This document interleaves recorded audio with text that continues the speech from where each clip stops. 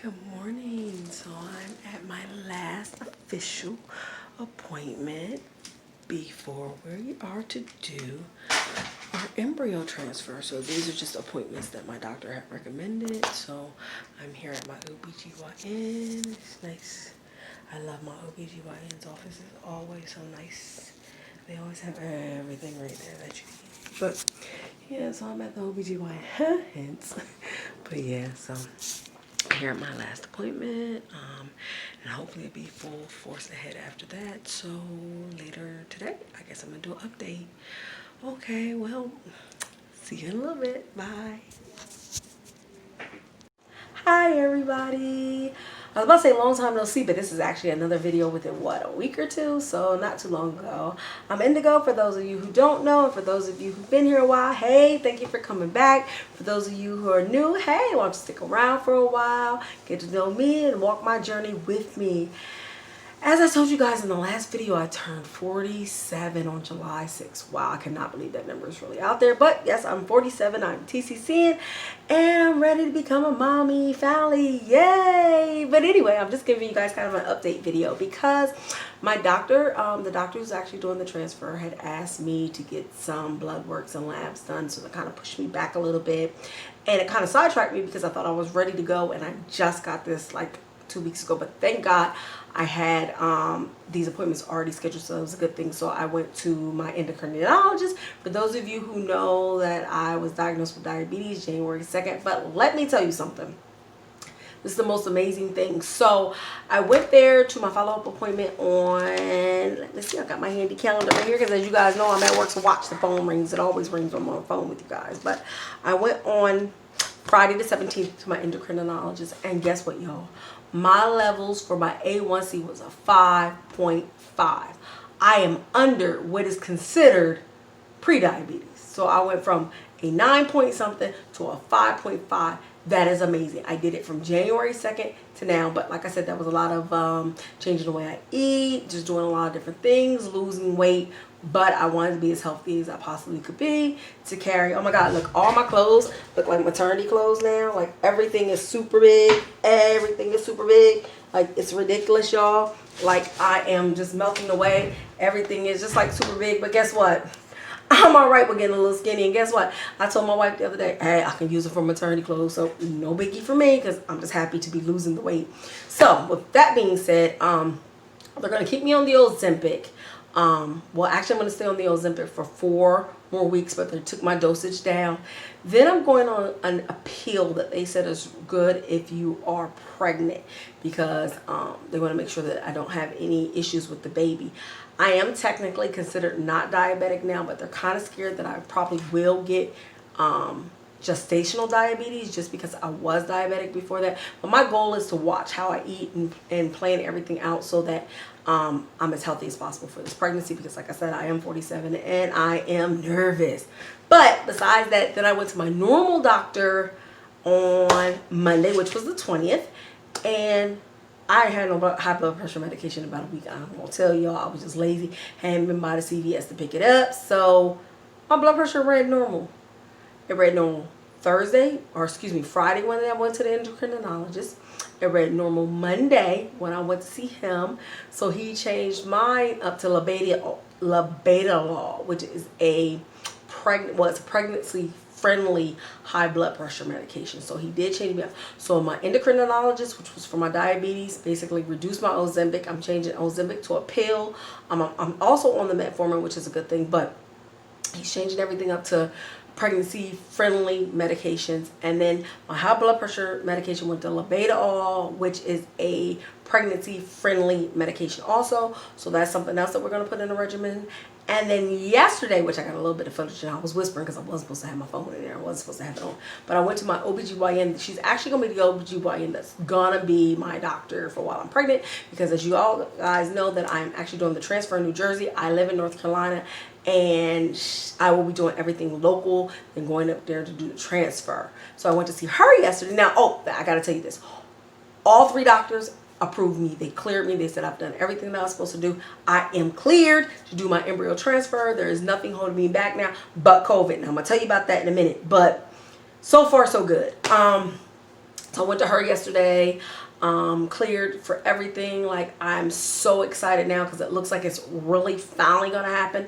So I'm like so over the moon. I'm so excited. I'm just ready for this process to finally start, and it's starting. So I sent everything over, which were my blood work, my pap smear that I had done before. I sent everything over to the doctor who's actually doing the transfer. I got it to their office, and I got an email yesterday with my protocol. Yes, finally. It seemed like it was never gonna happen, but I got my protocol. So as soon as my period starts, I'm gonna be on what they call E-trace, I guess. E-trace, I don't know. But I'm gonna be on that from day 1 through day 14. And I'm gonna go into, well, on day 2, I'm gonna check my lining. I'm gonna have an ultrasound done at my primary care doctor. If everything looks good, then I'm gonna start that. I'm gonna do that till day 14. On day 14, I'm gonna go in for ultrasound again. If everything still looks good, I'm gonna start progesterone. Then once we start the progesterone, I'm thinking they're saying 3 to 5 days after that, I will be doing the transfer. So I'm so excited. But now, of course, it's funny. Aunt Flo, she wanted to be late. I should have started Aunt Flo like 2 days ago, but maybe, and I'm excited about this, maybe the reason she was late is because I had to get through all those other doctor's appointments first before I could even start anything. So now that that's all done and out the way, we're en route to doing what we have to do. So I'm so excited about that. But now let me tell you. So the clinic that I'm currently using, which is the Cooper Institute, and they are in New Jersey. We, because I'm in North Carolina, are on the ban list. Not really ban list, but that means we have to self-quarantine for 14 days before I could go into the office, do the transfer, do anything like that. Now they're checking the quarantine list every day to see if North Carolina's on, coming off, coming on. Every day it kind of changes. So as of yesterday, when she sent me my prescriptions and my protocol, we were still on there, which would mean on day 1 of my period, or about day 4 of my period, I would probably have to go to New Jersey and self-quarantine. But I really don't want to have to do that if, say, on day 14 and we do the ultrasound, things didn't look good. It was kind of a waste. I mean, I could go there because they could still check my, lining and everything, but I would have been there for 14 days for 2 weeks for kind of nothing. So we're kind of checking the ban list to see how it's going, because say my period starts Friday, and I go to the doctor to check everything. I start the E-trace, wait 2 weeks, I go up there, everything's good. But she's also trying to see if I can just go in and get the transfer, because the transfer doesn't really take that long. I've had all my blood work done. I've had everything back. I'm negative. So what she's trying to do right now is to find out if I can just come in. I'm just coming in to do the transfer. Come in, do the transfer, and leave out and go back home without having to do the 14-day quarantine. Now, don't get me wrong. I'm trying to do everything I can to stay safe and stay healthy. However, I feel like I'm finally to this point. And now it's either take vacation from my job for 2 weeks, to just sit in a hotel and self-quarantine so that I can go ahead and do the transfer.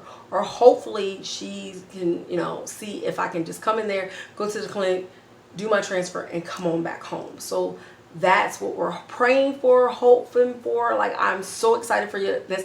I didn't think this was ever going to happen. It's kind of funny because I think about it. I posted my very first YouTube video exactly a year ago. It was July the 7th, the day after my birthday of 2019. And I thought I would have already been pregnant, had a baby by now, everything, and here I am a year later, just finally. So it definitely is a process. It definitely does not happen overnight, especially with me changing clinics because of financial reasons. That's really what it's been, financial reasons. And maybe it was just meant for me to find this other clinic because they have truly worked with me, worked with my issues, worked with everything. Like I said in the very beginning, like last year, I was trying to get my body as healthy as possible, get everything where I need to be, and I've made that happen. So I'm a healthier person mentally, spiritually, physically, and I'm really ready for this journey now, no matter what.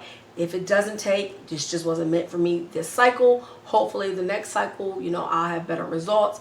But I'm praying everything else has kind of fell into place, that it just falls in place for this. And like I said, if I can't do it this month, when AF starts, then maybe it'll be August when AF starts because of the 14-day quarantine. But right now I'm of the mindset, whatever I have to do. If that means I have to go to New Jersey, sit in self-quarantine for 14 days, but this is the problem. I wouldn't be able to go to the clinic for those 14 days to have the ultrasound done because I would be in quarantine. So it kind of doesn't work for me to do it that way. So we're kind of checking the list every day, but I'm still going to do it. If AF comes tomorrow, I'm still going to do what I have to do to, push the protocol along. But anyway, at the end of this, I did have a little, like I said, a little clip at the doctor's yesterday, just showing that it was my last doctor's appointment out of all 3 of them. And you know, she cleared me also. So they asked me for all my bloods again. I mean, HIV-1, HIV-2. I didn't even know there was an HIV-2. But basically, all the tests that they asked for were actually prenatal tests. So they were all tests that once you find out you're pregnant, they're going to ask for anyway. So it's going to be rubella, if you're Rh positive, Rh negative, blood typing, everything like that. And I think like with that, they're just trying to make sure that the embryos that I will be placing them, we will not, you know, bump heads or things like that. So just kind of make sure that everything is okay and the way it's supposed to be. But besides that, everything is going wonderful. I'm so happy to be able to talk to you guys. I'm just so happy that this process is finally starting. Like, I am so over the moon. I just felt like one setback behind another setback, behind another setback, behind another setback. Then birthday, and here we are at 47, still trying this process. But I feel so much better now, and I think maybe that there was a reason that I had to wait, and a reason I had all the setbacks, because mentally I'm in a better place now, financially I'm in a better place now, I'm just in a better environment for myself all the way around. So I'm kind of happy about that. I don't have any regrets about the wait. I'm just so ready to finally get this process started. And maybe it was meant for me to lose some weight so all my shirts would become maternity shirts and I wouldn't buy no more shirts because they're all so big now. But that's okay too. I'm all right with that, like I keep saying. But anyway, my wife is excited. I'm excited. We're just really ready for this process to start it. What else did, oh, they had me do an EKG too, because like I said, I did have high blood pressure. Well, but like I said, that was in a normal range, and that's so crazy, my high blood pressure. But I feel like because I'm in a better space and place right now, my body is in a better space and place, and I'm feeling healthier. I'm doing more. I'm more active. I just really feel like I had to get to a good place to be a mother. So I feel like I'm finally there. I feel like we finally got to where we need to be. I am just so excited. And for all you ladies who are on the same journey that I am, it seems like it's never going to end. It seems like we will never get our, you know, our snowflake baby, our rainbow baby, whatever you want to call it. But, you know, I guess it's all in God's time, not in our time. And I'm just, you know, biding my time every day for what's going to happen. I am so excited, though. I mean, like I said, this is a 20-year in the making process for me. And I didn't think it would ever come to this part. And I am so excited. I'm so ready. Let me tell you how bad I am. I'm online yesterday. Now, because mind you now, I got my protocol. I'm online yesterday picking out my crib. How am I online picking up a crib? I'm not even pregnant, and I've done it before. But like this time, I feel so good about it. It's like, this is what I want my nursery to look like. Like, I'm already planning nurseries and planning this out and dreaming this out and dreaming that. We got to make this dream come to fruition, and I believe it's going to come. I believe with time and prayer and with everything, we're all going to get our rainbow babies. We're all going to get our happy endings one way or another, be it through traditional adoption, through, you know, however you decide, foster care, however you decide to make your family. I feel like that's how you're going to make your family eventually, because, you know, eventually we're all going to get it one way or another if we're determined to be parents. That's just my feel and my thought process on it. But yes, at the end of this video, oh no, I think I'll put it at the beginning. But at the beginning of this video, you've probably already seen it because I just said I'm gonna put it at the beginning. I didn't know. Actually, this was, like I said, it was filmed yesterday, and I was supposed to film yesterday here, but then we kept having little thunderstorms, and it was so dark at night. You know, my video is already super dark because of my horrible phone. So then to be as dark as it was yesterday with the rainstorm, it just wouldn't have did anything. So, you know, I just held off a little bit and decided to film today. But I am so excited. I'm so happy for everybody. I'm happy for everybody that's watching my video. If you have any questions for me or any comments, please feel free to leave them below. I will respond. But everybody, you guys have a great day. Stay positive. I cannot believe we're finally almost to the end of this journey. I cannot believe it. I can't. Like when I was getting the prescriptions yesterday, I was like, are you serious? We are really here. Like, it doesn't seem real. When I got that protocol and those prescriptions yesterday, I was like overjoyed. I was floored. I'm still like speechless because I never, ever thought I was going to get to this point. So I'm excited. I'm excited for everybody else that's walking this journey with me, and I hope, you know, that you stick around and watch this whole process with me, because I'm going to try to film as much of this coming up as possible. So you'll probably see more uploads from me now as journey is about to start. Oh, and I meant to tell you, you know why my blood pressure probably was doing better too? Because remember I told you guys on my last video that I'm starting to do a baby aspirin every day.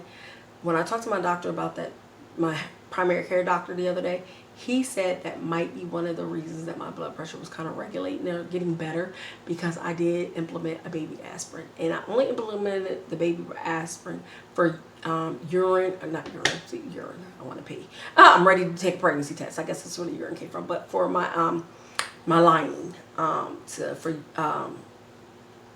lining health, because I can't say the word right now. I don't know why. But anyway, we got that out. But you guys have a great day. Like the video, thumbs up, share it if you want to share it with anybody. But yeah, 47, about to hopefully become mom. At least I'll be mom, you know, prego, pregnant until proven otherwise, once we put this baby back in. So I'm really, really excited. But you guys have a great day. Thank you. See you later. It's a pleasure as always. And I hope you stick around to do this journey with me. Have a good day, y'all.